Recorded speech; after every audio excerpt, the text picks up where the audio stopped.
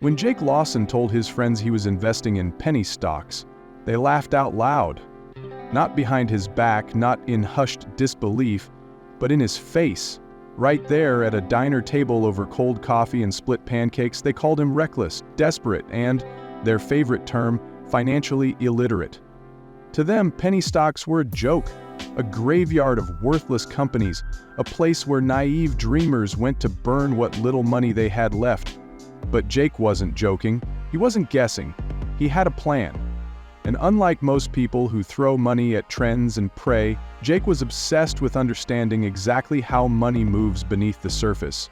Quietly, subtly, but always with intent. At 26, Jake wasn't anyone special. No finance degree, no Wall Street internship, just a graphic designer from Cleveland who'd been laid off in 2020, crushed under student loans, living in a one-bedroom apartment with a microwave that didn't rotate and a laptop that ran like it was underwater. But what he did have was time and curiosity. While the world binged Tiger King and argued on Twitter, Jake disappeared into a rabbit hole of old finance books, dusty forums, and niche subreddits. He didn't chase hype. He ignored TikTok traders and Discord pump and dumps. Instead, he learned how real analysts think. He studied balance sheets like murder mysteries.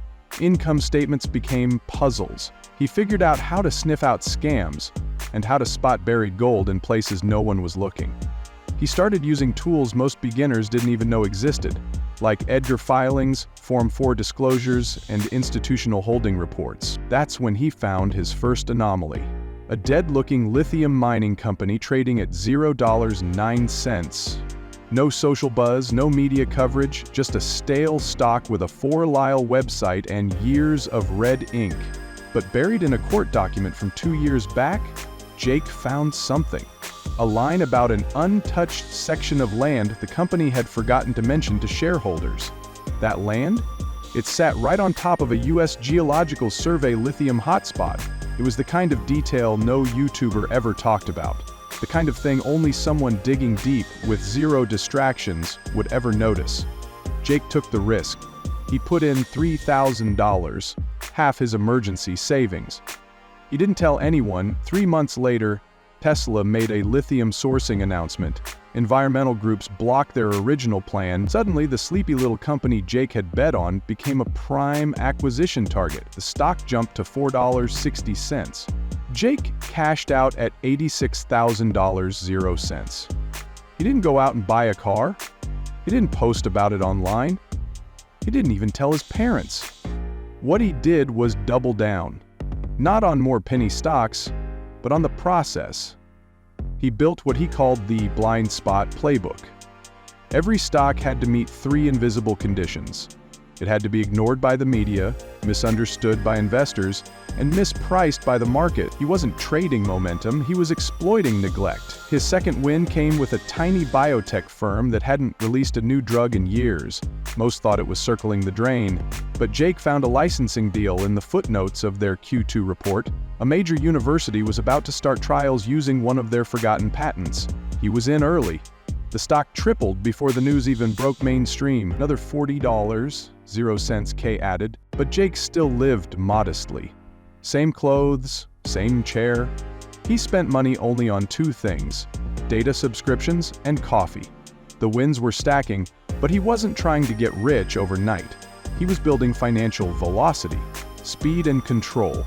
Within 18 months, Jake had cleared his debt, saved $250,000.00, and was generating more income from his trades than he ever did from his day job. He wasn't just throwing darts, he was running a private hedge fund of one. By 2024, he crossed $2,500,000.00. Quietly, people started noticing. Old friends messaged him, some apologized, others asked for tips.